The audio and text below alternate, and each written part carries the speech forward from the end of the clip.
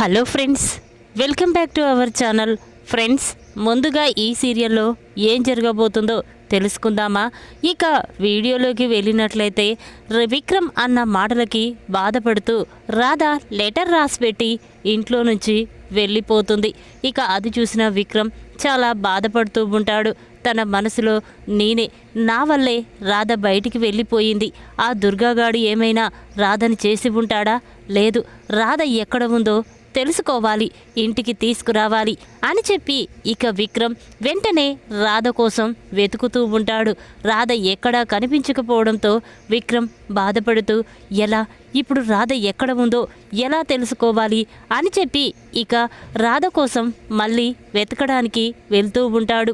ఇక ఇంతలోనే పద్మమ్మ విక్రమ్ ఇంటికి వస్తుంది. చెప్రి, నా కూతురు ఎక్కడ ఉంది? తనని ఎక్కడికి పంపించారు? చెప్పండి, ఎక్కడ నా కూతురు అని చెప్పి ఇక పద్మమ్మ అంటూ ఉంటే అప్పుడు దమయంతి, ఏంటి ఏదో ఎక్కువ మాట్లాడుతున్నావు? నీ కూతురు ఏదో మంచి చేసినట్టు చూడు, నీ కూతురు ఆ దుర్గాగాడితో వెళ్ళిపోయిందో ఏమో, ఎవరికి తెలుసు? నీ కూతురు ఒకరిని పెళ్లి చేసుకొని ఇంకొకటితో ప్రేమ రాయబారం నడిపిస్తుంది కదా అని దమయంతి అంటూ ఉంటే ఇక మాటలు విన్న పద్మమ్మకి చాలా కోపం వస్తుంది.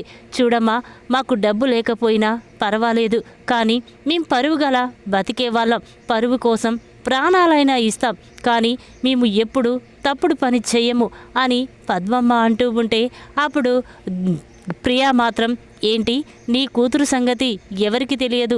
నువ్వు విక్రమ్ ఇంట్లో, దుర్గా బయట్లో అని చెప్పి మళ్ళీ ప్రియా రాధ గురించి చాలా తప్పుగా మాట్లాడుతూ ఉంటుంది. ఆ మాటలు విన్న పద్మమ్మ చాలా కోపంగా ప్రియా చెంప పగలగొడుతుంది. చూడు, ఇంకొకసారి నా కూతురు గురించి తప్పుగా మాట్లాడావంటే నీ ప్రాణం తీసేస్తాను అని చెప్పి పద్మమ్మ ప్రియా చెంప పగలగొడుతుంది. ఇంతలోనే అది చూసిన విక్రమ్ చాలా బాధపడుతూ ఉంటాడు. ఇక వెంటనే పద్మమ్మ విక్రమ్ కాలర్ పట్టుకొని, చెప్పు బాబు, నా కూతురు ఎక్కడ? నా కూతురిని ఏం చేశారు? మర్యాదగా చెప్తారా లేదా? నా కూతురు వచ్చేంత వరకు నేను ఇక్కడే కూర్చుంటాను అని చెప్పి ఇక పద్మమ్మ ఇంటి ముందు కూర్చొని ఇక రాధ కోసం ఎదురు చూస్తూ ఉంటుంది. ఇక అది చూసిన సునంద చాలా బాధపడుతూ ఉంటుంది. ఇక వెంటనే పద్మమ్మ దగ్గరికి వచ్చి, చూడు వదిన, రాధ అంటే మాకు కూడా ప్రాణమే, కానీ రాధ ఇలా ఎందుకు చేసి వెళ్ళిపోయిందో అర్థం కావడం లేదు. చూడు, ఎక్కడ ఉన్నా నా కోడల్ని వెతికి తీసుకొని ఇంటికి వస్తాను, కానీ నువ్వు మాత్రం బాధపడకు వదిన అనగానే అప్పుడు పద్మమ్మ, బాధపడకుండా ఎలా ఉండవంటావు వదిన? నా కూతుర్ని ఎలా పెంచుకున్నాను, కంటికి రెప్పలా కాపాడుకున్నాను.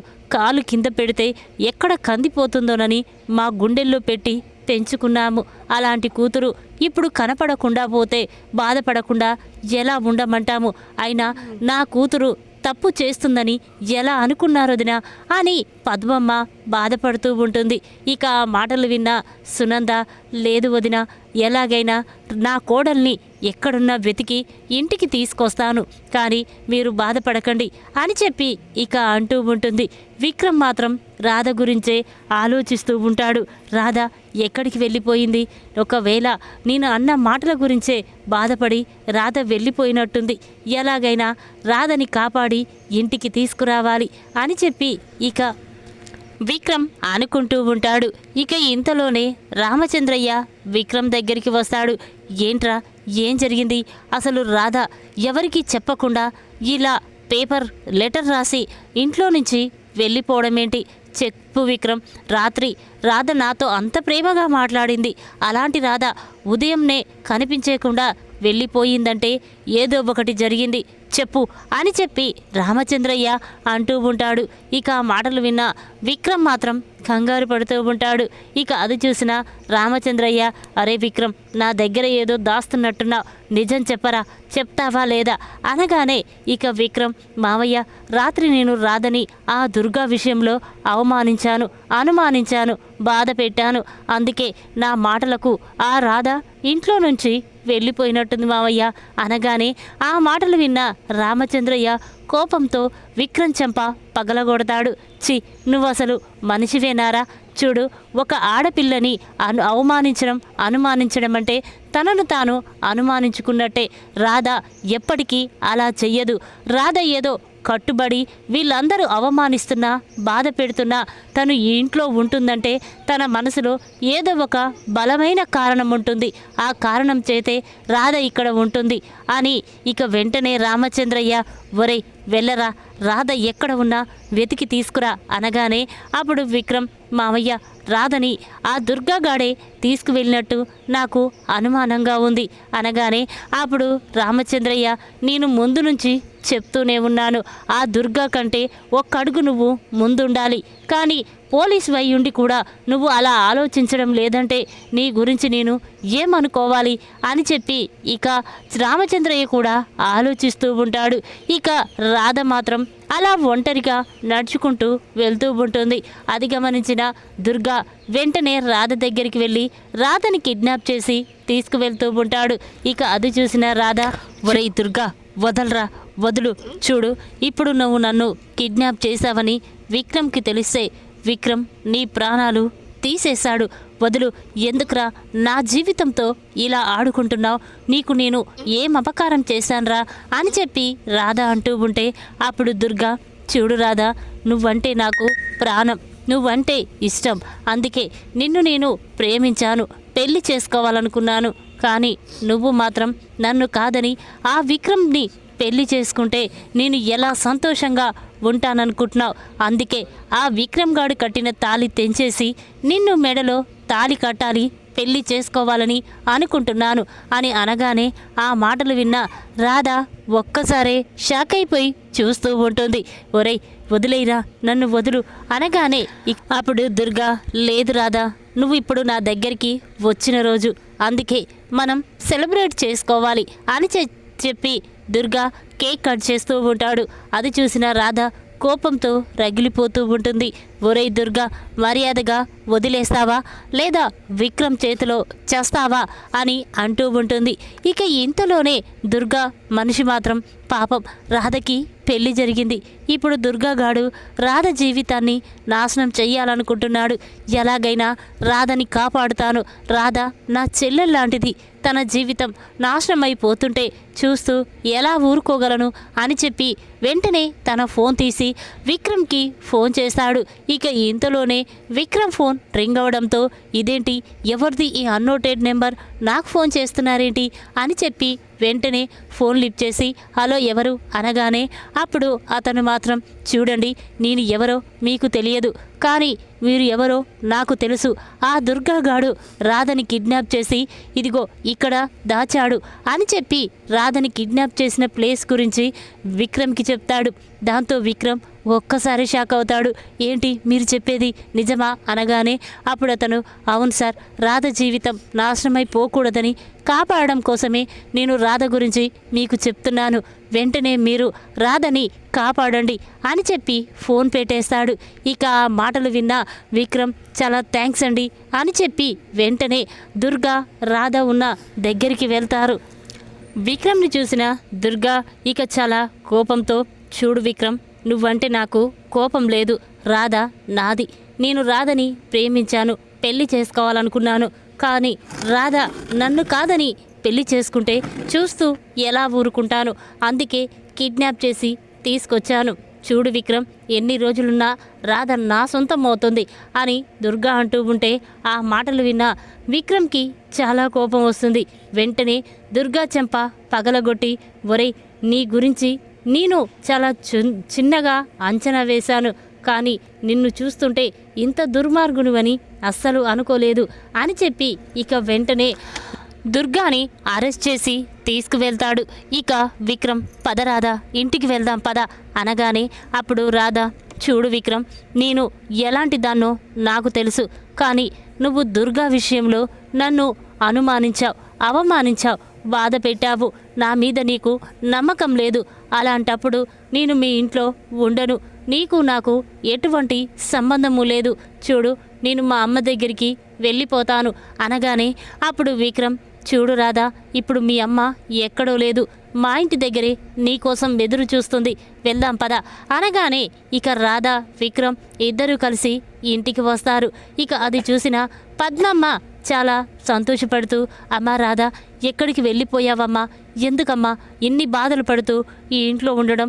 వెళ్ళిపోదాం పద తల్లి అని పద్మమ్మ అనగానే అప్పుడు దమయంతి, ఏంటి కూతురు తప్పు చేసిందని నువ్వు కూతుర్ని 2 తగిలిస్తావనుకున్నాను, కానీ తప్పు చేసిన కూతుర్ని కూడా నువ్వు ఇంతలా సమర్థిస్తున్నావంటే మీ కుటుంబం ఎలాంటిదో నాకు ఇప్పుడు పూర్తిగా అర్థమవుతుంది అని దమయంతి అనగానే ఆ మాటలు విన్న సునంద మాత్రం, వదిన మర్యాదగా మాట్లాడు, నా కోడలు ఎటువంటిదో నాకు తెలుసు, నా కోడలు గురించి తప్పుగా మాట్లాడొద్దు అని సునంద అంటుంది.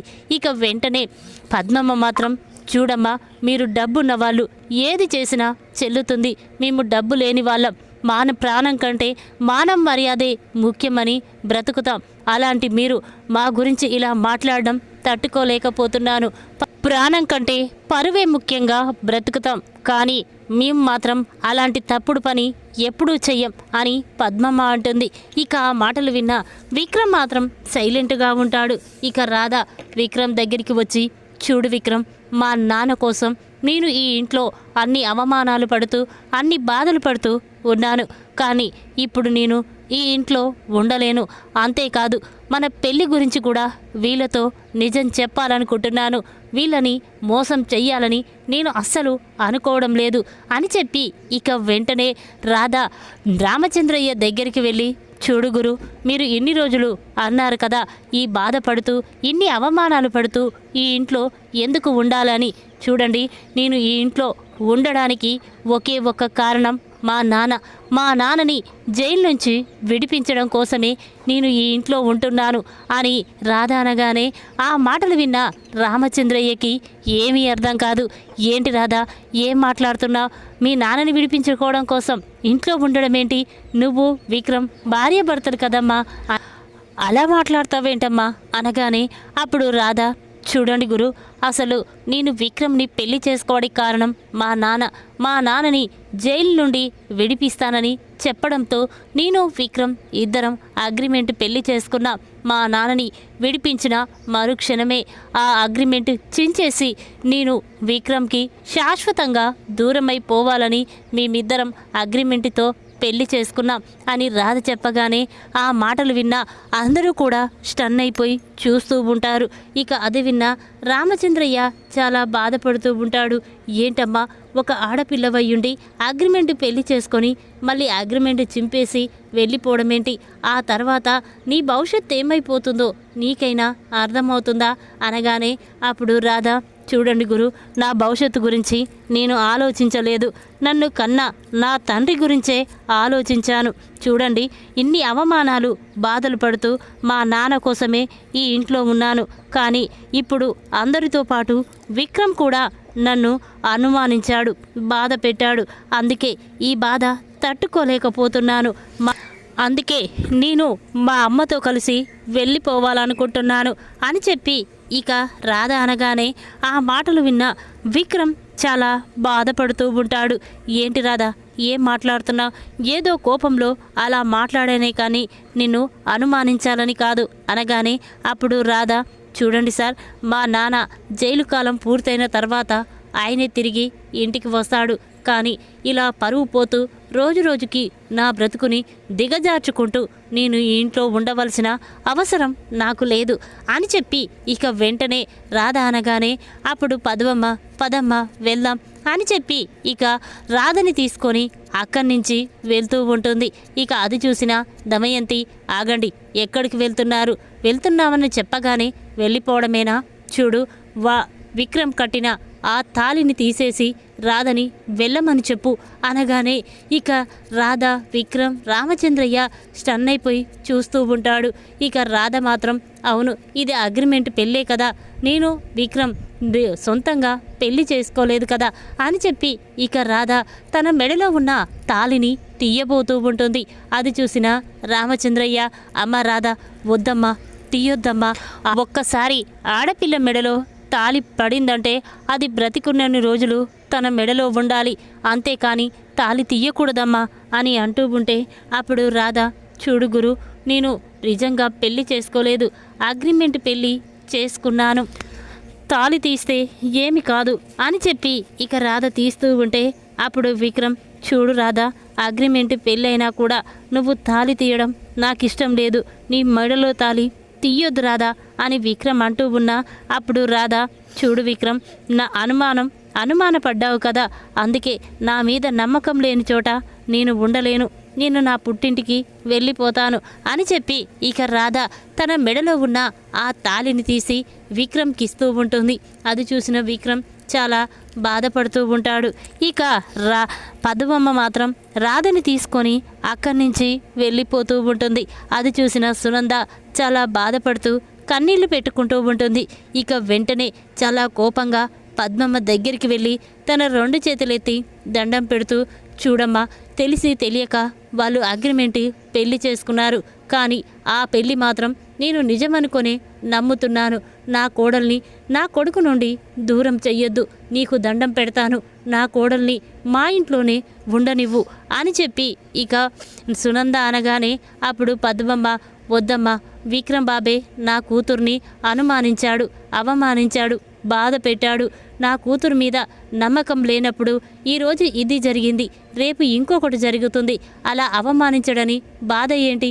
అందుకే నా కూతుర్ని తీసుకొని వెళ్ళిపోతున్నాను అని పద్మమ్మ అనగానే అప్పుడు రామచంద్రయ్య, చూడు పద్మమ్మ, రాధ కూడా నాకు కూతురు లాంటిదే.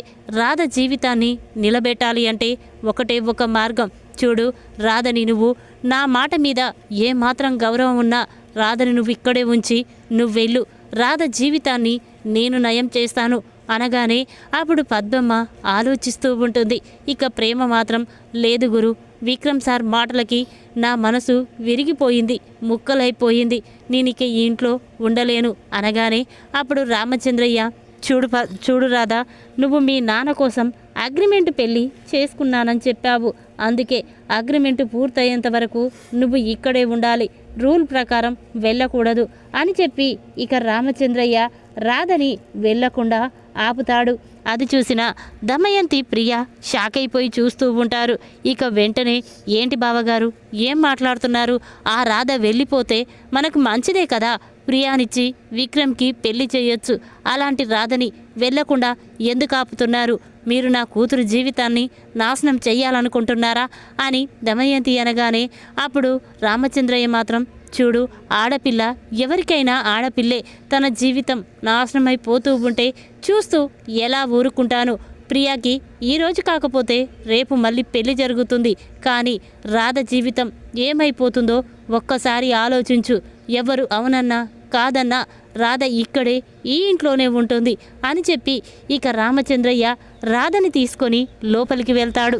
ఇక రాధ మాత్రం ఒంటరిగా కూర్చొని విక్రమ్ అన్న మాటల గురించే ఆలోచిస్తూ ఉంటుంది. ఇక వెంటనే విక్రమ్ రాధ దగ్గరికి వెళ్తాడు. ఇక విక్రమ్ని చూసిన రాధ మాత్రం కన్నీళ్లు పెట్టుకుంటూ ఉంటుంది. అది చూసిన విక్రమ్, రాధ, సారీ రాధ, నీ గురించి నేను తప్పుగా మాట్లాడాను, ఏదో కోపంలో అలా మాట్లాడానే తప్ప నిన్ను కావాలని అనలేదు, నన్ను క్షమించి రాధా అని విక్రమ్ అంటూ ఉంటే అప్పుడు రాధ, లేదు విక్రమ్, నువ్వు కూడా వాళ్ళలాగే నన్ను అనుమానించావు, అందుకే నాకు ఈ ఇంట్లో నుంచి వెళ్ళిపోయాను, కానీ నేను మాత్రం తొందరలోనే నువ్వు మా నాన్నని బయటికి తీస్తే నేను ఇంట్లో నుంచి వెళ్ళిపోతాను అని చెప్పి ఇక రాధ అనగానే అప్పుడు విక్రమ్, చూడు రాధా, నన్ను క్షమించి రాధా, ఇక ఎప్పుడూ నీ గురించి తప్పుగా మాట్లాడను అని చెప్పి ఇక విక్రమ్ రాధకి క్షమాపణ చెప్తాడు. ఈ విధంగా రాధని అనుమానించిన విక్రమ్కి దిమ్మ తిరిగే షాక్ ఇచ్చిన రాధ. ఈ వీడియో కనుక మీకు నచ్చినట్టయితే లైక్ చేయండి. మరిన్ని వీడియోల కోసం మా ఛానల్ని తప్పకుండా సబ్స్క్రైబ్ చేసుకోండి. Thanks for watching.